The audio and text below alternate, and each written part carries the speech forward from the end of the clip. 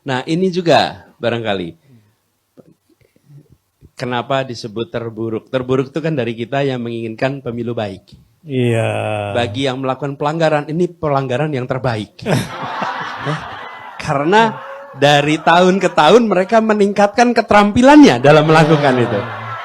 Betul kan? Jadi mungkin kali ini yang paling sedikit jejak pelanggarannya. Iya. Paling kenapa? Karena pelaku-pelakunya sudah lebih terampil. Belajar dari 5 tahun yang lalu, belajar dari 10 tahun yang lalu.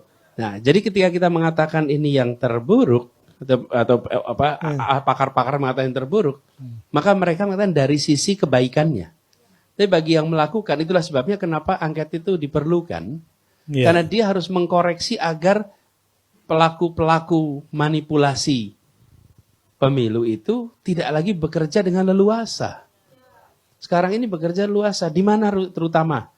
Pantauan kami, terutama pra-coblosan.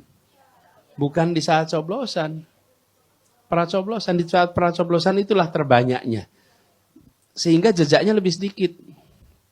Dan orang yang menyaksikan sedikit yang mau bersaksi. Pasti sedikit. Kenapa?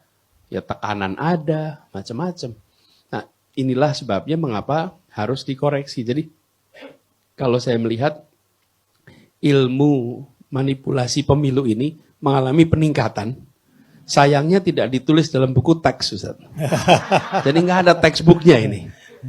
Ilmunya itu menempel kepada pelaku-pelaku. Nah, inilah yang harus dikoreksi. Untuk apa? Sekalian, termasuk bagi para pelaku-pelaku semua.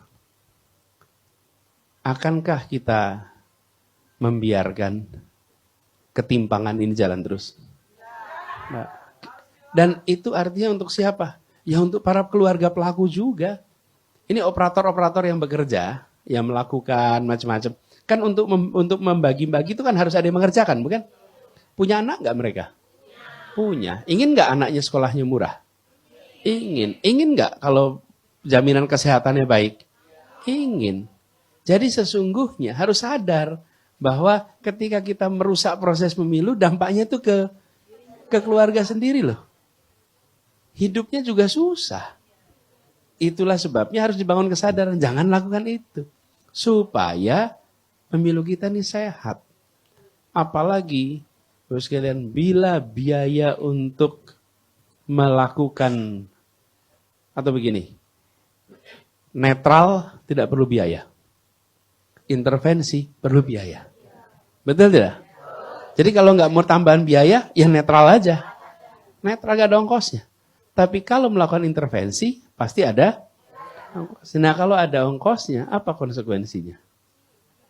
Maka dia harus membayar balik. Dan itu cerita pilkada di mana-mana. Kenapa banyak yang terjebak dengan praktek-praktek korupsi?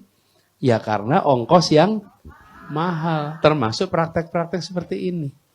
Nah itulah sebabnya ini harus dikoreksi. Jadi Ustaz, saya rasa ilmu itu harus segera ada yang menuliskan, harus ada yang menguaknya, sehingga publik tahu, oh begini loh. Dan saya rasa yang ditulis, yang dibuat oleh Dirty Vote, nonton gak nih? Nonton. Audiens UBN ini luar biasa. Luar biasa. Ini. Iya. Dari penonton semua ya. Ada yang berapa kali nontonnya nih? Oh 2 kali. Jadi ini adalah cara mempertunjukkan. Saya ketemu dengan orang-orang yang pada membuatnya. Mereka cerita itu udah dipersingkat Pak. Sebenarnya masih lebih banyak lagi tuh. Mudah-mudahan nanti keluar edisi yang lebih lengkapnya nanti.